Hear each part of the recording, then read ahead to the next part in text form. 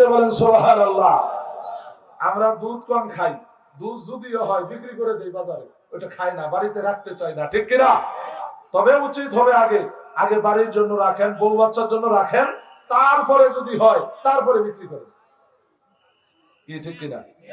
এই যে আজকে এখানে আমি ওয়াজ মাহফিলে এসেছি, স্টেজে আমার আব্বা হযরত আলী মুসল্লি, আমার জন্মদাতা বাবা আমার সঙ্গে প্রায় মাঝে মধ্যে আসে, আজকে আসছে।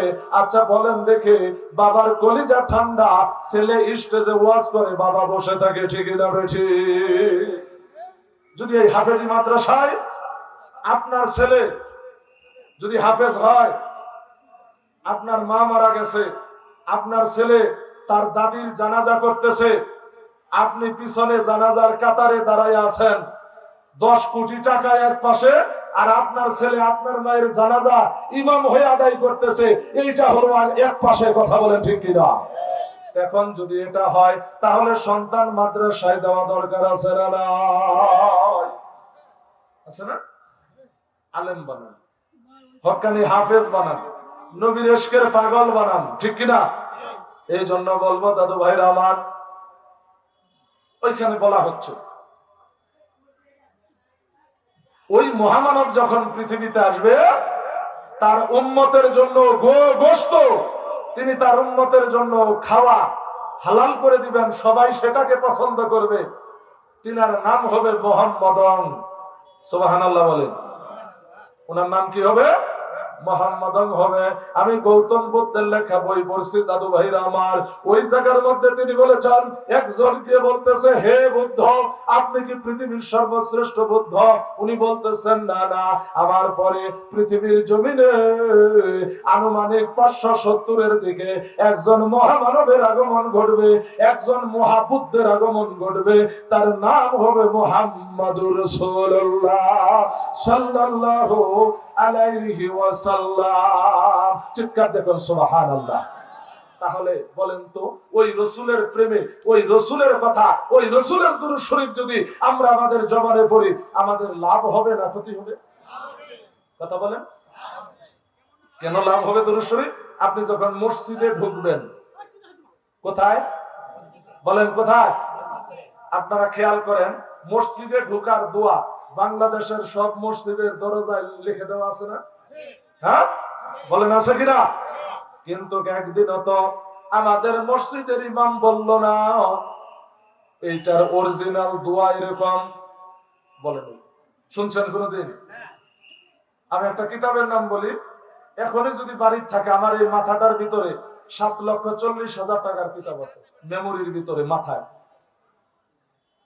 খেয়াল করেন দাদু ভাইরা আমার, সিয়াসেত তার 6টা কিতাবের মধ্যে একটার নাম ইবনে মাজা। বলেন, ইবনে মাজা। ইসলামিক ফাউন্ডেশনেও পাবেন, মূল কিতাবও আপনারা পাবেন। এই ইবনে মাজা শরীফের প্রথম খণ্ড 301 নম্বর পৃষ্ঠা, 771, 772, 773 তিনটা হাদিস ওই জায়গার মধ্যে লেখা হয়, আন আবি হুরায়রা রাদিয়াল্লাহু তাআলা আন ক্বালা ক্বালা রাসূলুল্লাহ সাল্লাল্লাহু আলাইহি ওয়াসাল্লাম বিসমিল্লাহি ওয়াস সালাতু ওয়াস সালামু আলা রাসূলিল্লাহ আল্লাহুম্মা ইগফিরলি জুনুবি ওয়াফতা'আলি আবওয়াবা রাহমাতিকা। জোরে বলেন আল্লাহু আকবার।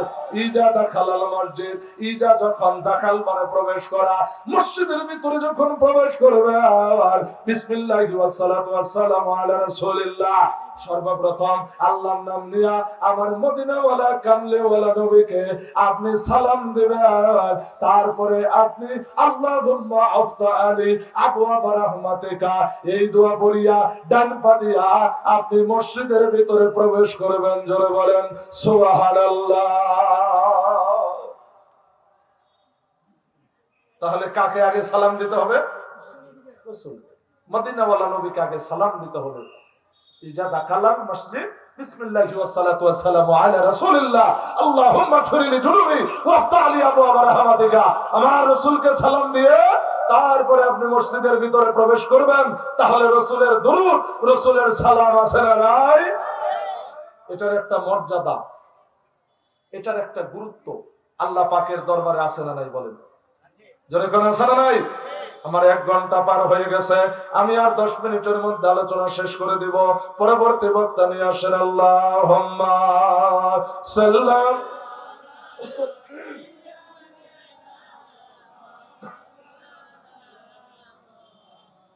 ওয়া আলা মাওলানা। বন্ধু, দরুদের এত সম্মান আপনাদেরকে আমি বলে যেতে চাই, যেই রসুলের কারণে দরুদ শরীফ কথা বলেন, ঠিক না ভাই? আমার রসুল একদিন সব সাহাবীদেরকে ডাক দিলেন, দিয়ে বললেন, আপনারা সবাই আসেন। সবাই বসছে। রসুল বললেন, আজকে সবাই বাড়িতে চলে যাবেন, আগামীকালকে যার বাড়িতে যা আছে সব নিয়ে আসবেন। কালকে একসাথে সবাই মিলে আমরা সবাই মিলে খাবার দাবার খাবো, সবাই যান। সাহাবীরা বাড়িতে গেলেন, গিয়ে যার যেমন সামর্থ্য নিয়ে আসলেন। কিন্তু অধিকাংশ সাহাবীরা এনেছেন রুটি। রুটি কি আনছেন? রুটি চিনেন না? আগে গরিব লোক রুটি খাইতো, এখন বড় লোকেরা রুটি খায়, ঠিক না বেঠি? আগে গরিব লোক রুটি খাইতো, বড় লোক ভাত খাইতো। আল্লাহ কয়, আমার নিয়ম তো একটু পাল্টায় দেওয়া লাগে। কি কর? এই জন্য আল্লাহ এখন বলছে, বড় লোকেরা সবাই রুটি খাও, গরিব লোকেরা ভাত খাও। কি কর? ঠিক না? আপনারা যারা গরিব, আমরা যারা গরিব, আমরা যদি বিয়ে করার সময় টাকা নেই, তাহলে হবে যৌতুক। কি হবে? আর যদি আমার বড় লোক ভাইরা নেয়, তাহলে হবে উপহার। কথা কেন? কেন আপনি যদি 1000 টাকা দিয়ে 1200 টাকায় 1 মাস পরে নেন, তাহলে হবে বাংলা ওয়াজ, সুদ। আর যারা বড় লোক আমার ভাইয়েরা, এরা যদি লক্ষ লক্ষ টাকা নেয়, বাংলায় বললে ভেজাল, ইংরেজিতে বলা হয় ইন্টারেস্ট। ঠিক? কঠিন ব্যাপার। এই জন্য বলবো, দাদু ভাইরা আমার, আপনারা যখন কারো কাছে বলেন, দাদু ভাইরা আমার, ওয়াজ মাহফিলে কিছু দান করেন, কিসের দান? আপন আপন ওয়াজ কর, ঠিক কিনা? এরকম অনেক সময় আলোচনা হয় না? এই জন্য আমি বলবো, আমার নবী, আপনার নবী, দু জাহানের নবী, রহমাতুল লিল আলামিন, আমার নবীজির সামনে সবাই, বেশি অংশ সাহাবীরা রুটি নিয়ে আসলেন, কিন্তু রুটি খাওয়ার মতো কোন জিনিস কোন সাহাবীরা আনে নাই। জোরে কোন আল্লাহু আকবার। তাহলে রুটি, খালি রুটি কেউ খাবো আমরা? হ্যাঁ, হয় আলু ভর্তা লাগবে, ডিম ভাজি লাগবে, নালে একটু সবজির ব্যবস্থা করতে হবে। কি বলেন? আমাদের পরিবেশ ভাই, আমাদেরকে বুঝতে হবে, জামানার পরিবর্তন হয়েছে না নাই?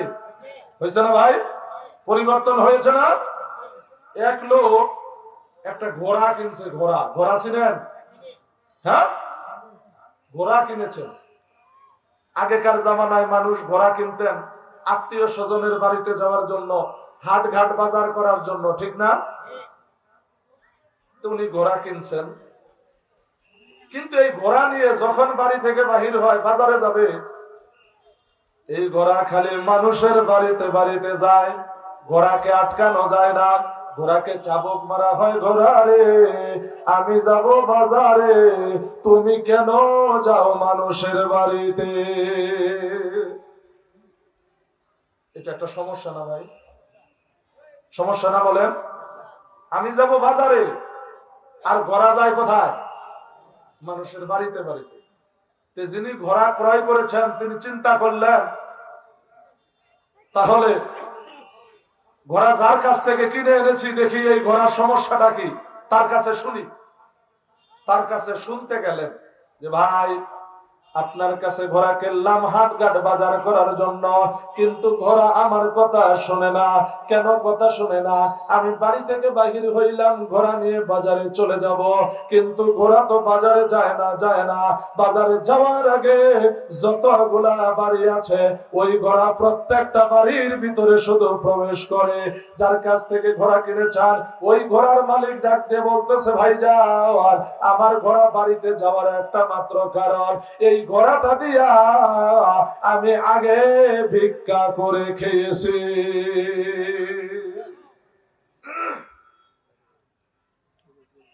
ঘোড়া দিয়া কি করছে? সবাই কোন? ভিক্ষা করছে। ঘোড়া দিয়া যেহেতু ভিক্ষা করছে, এই জন্য ঘোড়া খালি মানুষের বাড়িতে বাড়িতে যায়। দরুদ আল্লাহুম্মা।